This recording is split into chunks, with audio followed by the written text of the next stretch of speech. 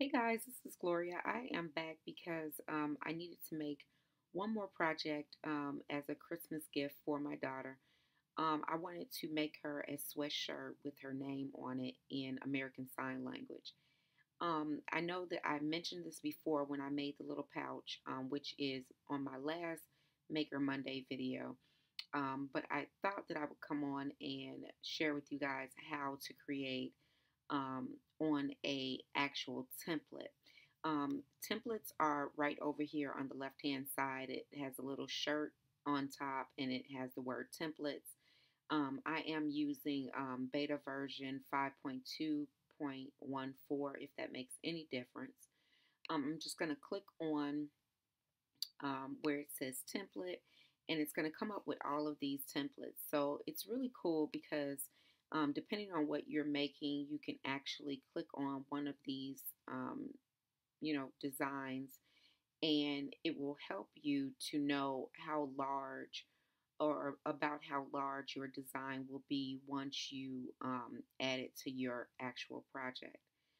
So right now what I'm doing is just kind of scrolling through all of the different templates. And I know that I kind of shared these with you guys before, um, but I was trying to find the one that was a like a pouch, like a pencil pouch from my last maker video. I didn't find one, so I just had to measure the one that I had. But in this case, what I'm going to do is I'm going to put this vinyl on a sweatshirt, but I think I'm just going to use a regular classic t-shirt because they don't have a sweatshirt as a template. Up here it says templates are for reference only and will not be saved with your project, which is great because you don't want to have to cut a shirt pattern out, if you don't have to. But right now, right up top, the type is men's short sleeve shirt. You can change that to women, kids, toddler, or baby. I'm going to change it to women short sleeve or woman short sleeve, um, short sleeve. And her sweatshirt is a small. So, but I'm wondering because normally t-shirts are a little bit smaller than sweatshirts. And I'm kind of looking at the sweatshirt that I have. It's from Walmart. It says a small size 4 to 6. So um, I don't know. We'll keep it at small for now and see how it goes.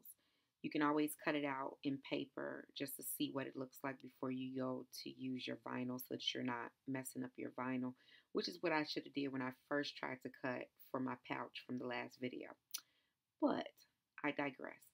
So what I'm going to do is I'm going to hit text right over here. And my text is on the system. So I'm going to click system. And the text that I want to use is right here, American Sign Language. And I told you guys that you can get all kind of fonts from the font website from my Maker Monday video. If you didn't see that, just go back one video that says Maker Monday and you'll see what website I'm talking about. So it pulls up a text box right here, and I'm just going to type in the text box her name. The good thing about um, you know, the American Sign Language is that no matter if it's uppercase or lowercase, it looks the same. So I'm just going to click on my grid, and now I have this name right here. And so, I like to use a template because now I can see how large I need to actually make, my letters.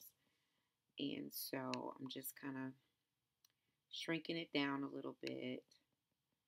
I don't want it too big, but I want it big enough where it's kind of sitting in the middle of the sweatshirt. So I think that is pretty good. I guess it'll be like right in there, and there's enough room on each side. So I think that is going to work for me. One thing that I do want to do is I want to, um, I wanted to flip it horizontal, because when you go to cut it out in the vinyl, you know it's going to be backwards. It's going to be a mirrored version. I just wanted to see how it would look, you know, make sure that it's still proportional. So, anywho, I'm going to flip it back around, and this is the name that I'm going to cut out. Up here, it's really cool because you can curve it if you want, which is really cool. And you know, you can, you know, if you were making more than one line, you can do the alignment where you line them all up in the center. But I am going to just leave it straight. Uh-oh, what happened there? There we go. I'm just going to leave it straight without doing the curve. But I think that's pretty cool too. But I'm just going to leave her name the way it is. So all I would have to do is just click make it. And it's telling me that I need material size of 12 by 24. I think, let me see, 13 inches. I just got to double check to make sure that my vinyl is not, what am I trying to say? First off, let me cancel this, because what I need to do is I need to draw a box around this. So let's go to shapes. And the reason why I draw a box is so that I could not, you know, I don't have to worry about trying to cut my vinyl, and I can weed it easier.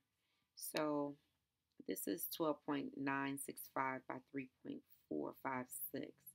So I'm just going to change this box to 13.